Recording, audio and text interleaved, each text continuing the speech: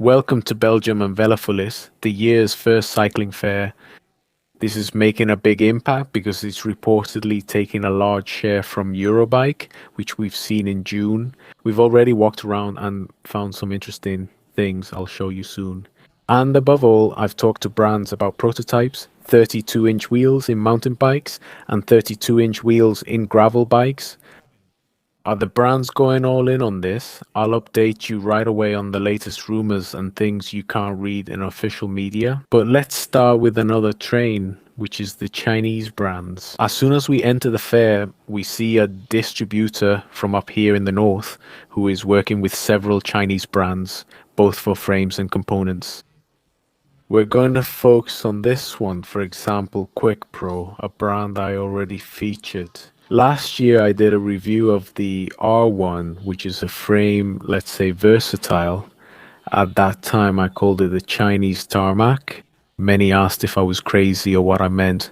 But look, last year I was world champion in the lower categories. Now we have the frame with the rainbow, and what I have in my hands is the ER, one which is practically the same version.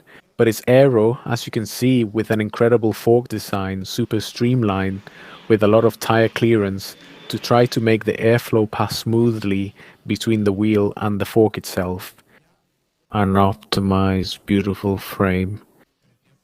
I don't remember the exact numbers right now regarding the weight, but I have the complete frame kit here with me and it's really light and good. As you can see, this is another example of Chinese brands gradually making their mark.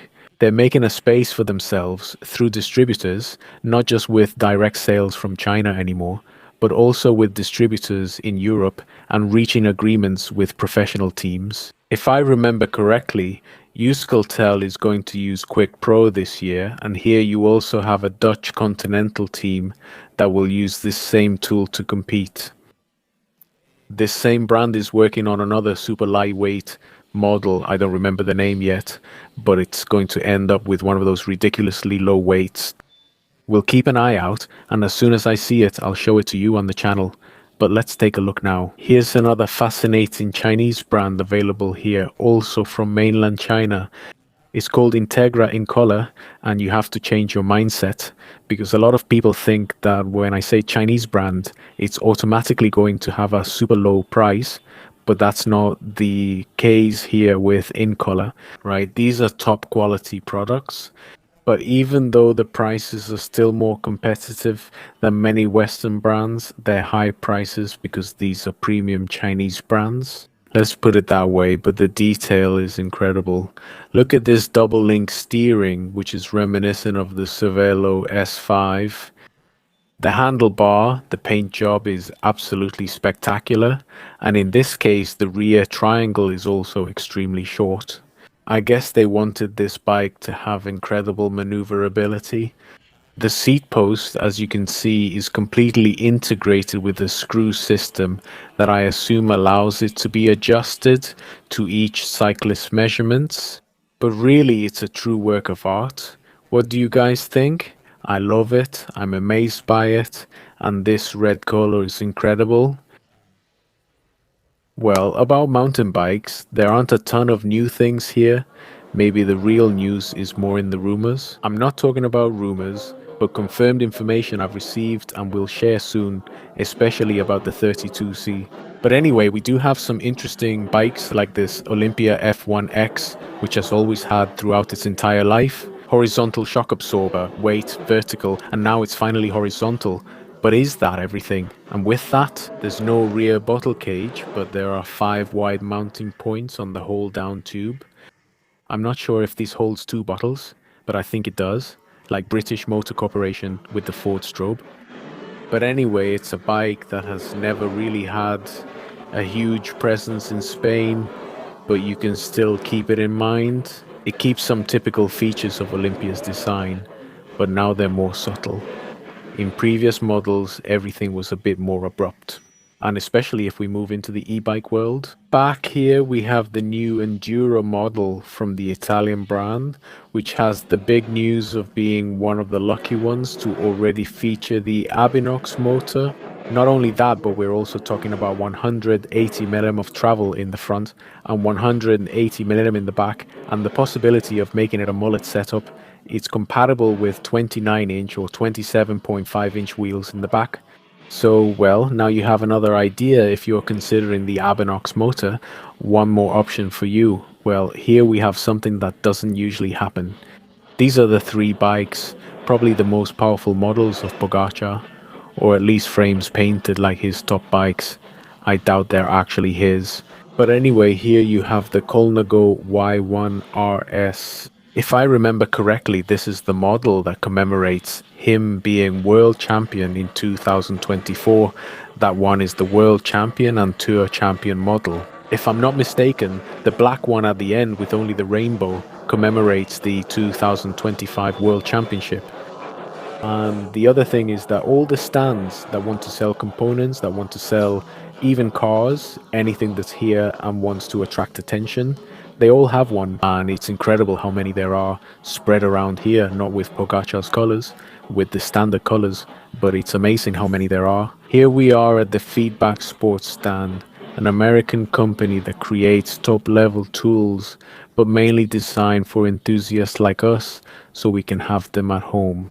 And well, the most interesting thing here is that right now we're doing a giveaway of a pack like the one you see here with all the tools on our Instagram account. So you can go to Daniel Race and take part because this is the kind of tool bag I use to take to races and so on. It's awesome because you have everything and the quality is incredible. Good luck, take advantage. We're going to bring all kinds of bikes here today. And of course, we're also going to talk about bike packing. There are a lot of backpack brands, but this one caught my attention, Cyclite, because, well, as you can see, all their gear is white. There are three reasons for its white color. The first is that it's much more visible at night. The second is that it absorbs much less heat inside, so the stuff you carry inside will get less hot. In the case of chocolate bars, it's less likely they'll melt. And on the other hand, it's easier to see what you have inside your backpacks when you're maneuvering, trying to reach something specific. I understand most of the items you'll add will be darker. That's what the brand told me. Key concerns with white materials are their quality and resistance to dirt. Well, according to what they've told me, it's made of a material that allows, or rather, actually the opposite, it doesn't allow dirt to get into the fabric. So, with that, any dust, mud, whatever, they've recommended that you put the bike in the car wash, and just like you're washing the bike, you should wash the backpacks the same way. And it will get clean, and it will stay this spotless white at all times. Very interesting, especially I think the issue of nighttime visibility to be more noticeable on the roads. I think this is a very bikepacking concept, but for ultra endurance people, those who do races, who cross Europe, who cross the peninsula, whatever it is, they care a lot about aerodynamics. Can you see these fork bags, which are usually round, like a sleeping bag, how they are perfectly flat to be as aerodynamic as possible? And they've told us that they've done studies where having this attachment up front, the difference between having it or not and having that little extra in a triangular shape, like for air penetration, it's 8 watts less force that you have to use at 35 kilograms. So, well, a different brand, I didn't know about it. It surprised me and I really liked it. What do you guys think? Are we here? At the British Motor Corporation stand, there aren't any major new bikes, but there's something interesting. Like other brands, they're trying to attract attention, so they've brought hello there. Hello, I'm TJ. Oh, It's a pleasure to meet you. Nice to meet you. I'm Daniel. Nice to meet you. Daniel. I'm just trying to explain a bit of your story Yeah, I appreciate it. I appreciate it. and show your art, yes? I appreciate it. Yeah, this is what it's going to look like. I'm just doing base coats. I am. Then I did this one this morning. Okay. So I'm going to finish. I'm going to do the details tomorrow. I'm going to add all of this to this bike tomorrow. Okay. Yes, it's beautiful. I love it. It's beautiful. Is it true that you're a cyclist? Yes. How do you know? Ah, some dogs are sharing secrets. Yes, yes. Yes, I used to race for the DEVO team, and then I raced for George Hincapie's team. Okay. then all of a sudden people wanted to buy my art, and I was like, oh, I get more enjoyment from painting than I do from winning a bike race. So when I pick up this pen or start doing this, it feels. It just did. It satisfied everything I'd ever been looking for to feel fulfilled, you know? Nice. You see it from professional cyclists to artists, and now they have him back again. These bikes will be auctioned tomorrow and end up in someone's living room.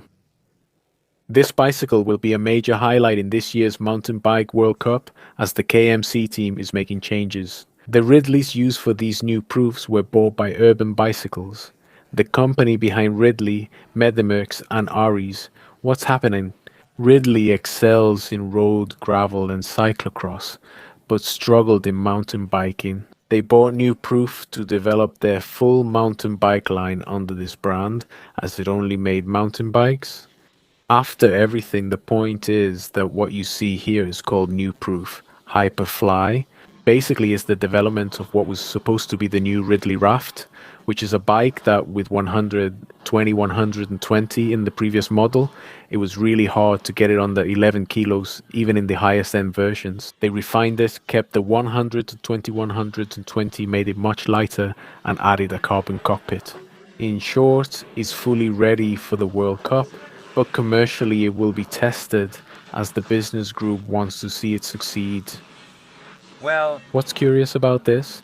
Well, basically, it's going to be one of the few or last launches you'll see with 29-inch wheels. The most interesting part of this fair isn't what I can show you, but what they're telling me, without giving the exact names of the brands that are talking to me and telling me what they already have behind the scenes. But I can tell you about different things.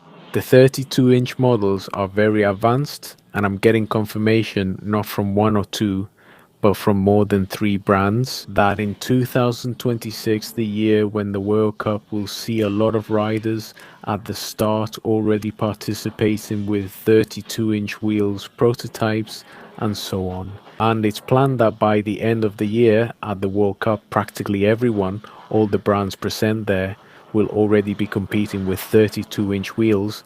Maybe not all the riders because of prototyping issues and different sizes and so on. Not everyone will make it, but most brands will have a 32-inch prototype represented. The Union Cyclist International didn't put up any obstacles for that to happen, so the floodgates have opened. Development is moving very quickly. What I'm told also from within the brands is that the commercialization of the 27-inch models is planned for 2027. Basically, what is absolutely clear is that by 2028, which is the next Olympic Games, all the riders and all the shops must already have 32-inch wheels. So this has advanced at an incredible speed. The bike brands have really stepped up their game. And as I said, there's a new reality now. What consequences will this have? For example, it will affect models like this one where investments and development have already occurred. Not really, since it was already based on an earlier model. But I know the reality of other brands, some of them very powerful, that now the models and all the models and right now the models and right now they've stopped it and are considering what to do because bicycle brands are finding themselves in the situation where they've already made the investment. Development engineers mold, they just need to press the production button. But maybe those bikes that hit the market only last a year or a year and a half. Why? Because the 32S are already coming out, and the normal life cycle of a bike is usually 4 years at least, even five. They've gotten longer lately, so it's going to be very interesting to see what the next models are, especially from the big brands that were already due to release a new model. I'm not naming any names, but just consider cross-country W suspension bikes that have been on the market for over 3 or 4 years. To know which brands are the ones that have to release something new in 2026, and it's going to be very interesting to see if they release it in 29 or if they go straight to 32.